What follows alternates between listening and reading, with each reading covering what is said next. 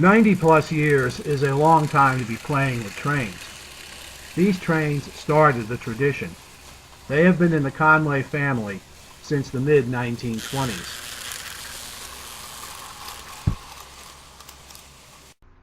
Our two-generation interest in toy trains began in Sugar Notch, Pennsylvania, when my father, Neal Conway Sr., received his first train. He was 2 years old, and the year was 1926.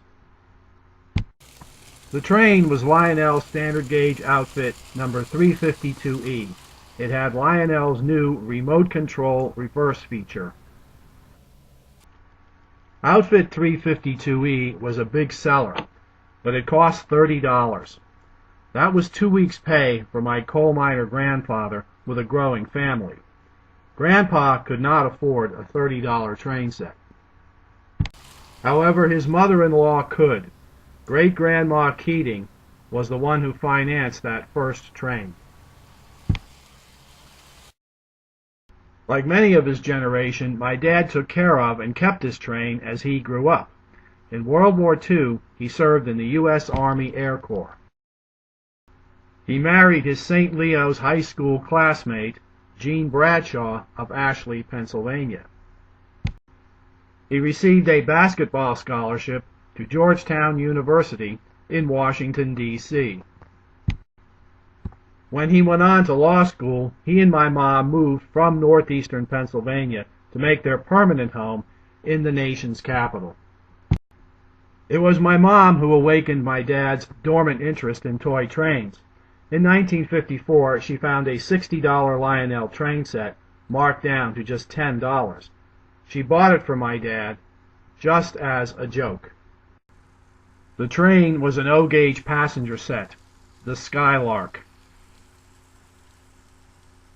Since my dad's childhood, Lionel trains had become more detailed, made of durable die-cast metal and the new miracle material, plastic. The Skylark's engine, number 2065, puffed a vegetable oil vapor that looked like real smoke.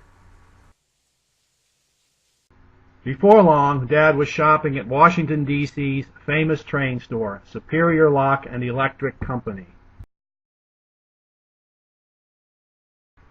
He treated himself to the top of the line whenever it was on sale.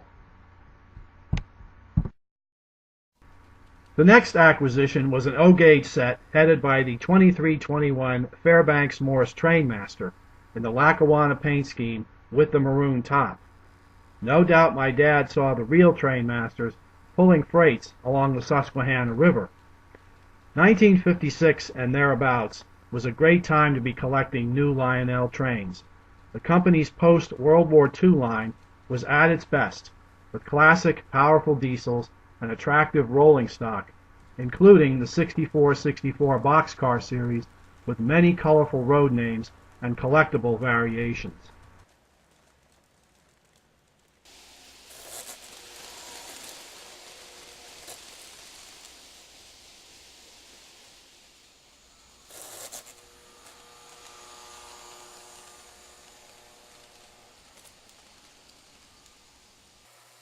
My favorite as a child was the pretty blue and gray 2339 GP7 diesel purchased from Superior Lock around 1957. It survived my youthful handling, and I overhauled it mechanically in 2016.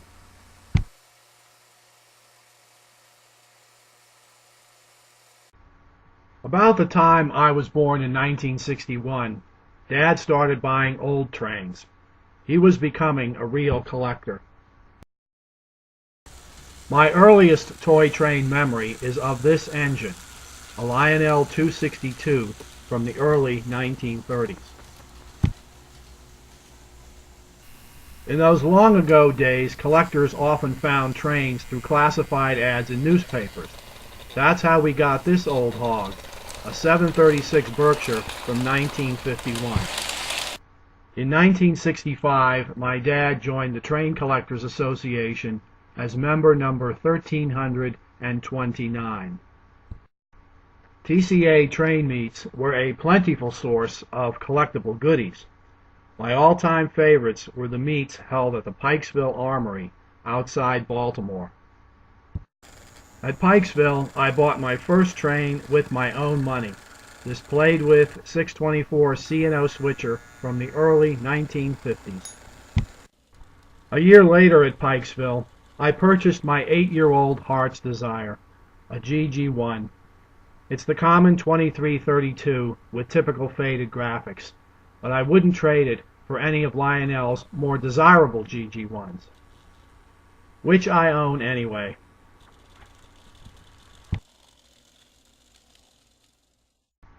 Both my mom and grandmother fully supported our hobby. I cherished the trains I was able to buy with Nana's birthday and Christmas cash. We went to our first meet at the York, Pennsylvania Fairgrounds in April of 1970. Then the now legendary meet just about filled one building, Memorial Hall, or as meetgoers know it, the Blue Hall. Our souvenir of that first of many York meets was this Lionel Flying Yankee Streamliner from 1938. On day trips and vacations, Dad and I visited every famous train store up and down the East Coast. But our favorite was M.B. Klein's in Baltimore. At least one Saturday a month found us shopping at the old store on the corner of Saratoga and Gay Streets.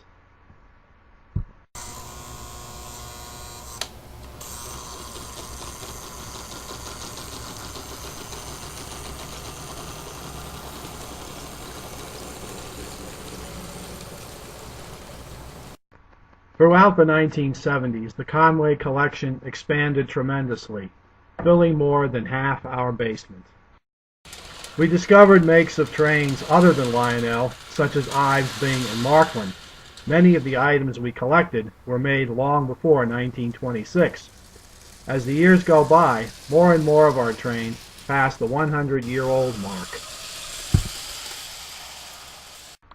When I reached adulthood, train collecting coincided with my career as an author and editor. Over the years, I've published articles in the leading toy train magazines. My father, Neal Conway Sr., passed away in 1997. Since then, the story of the Conway collection, as it approaches its 100th anniversary, is still unfolding.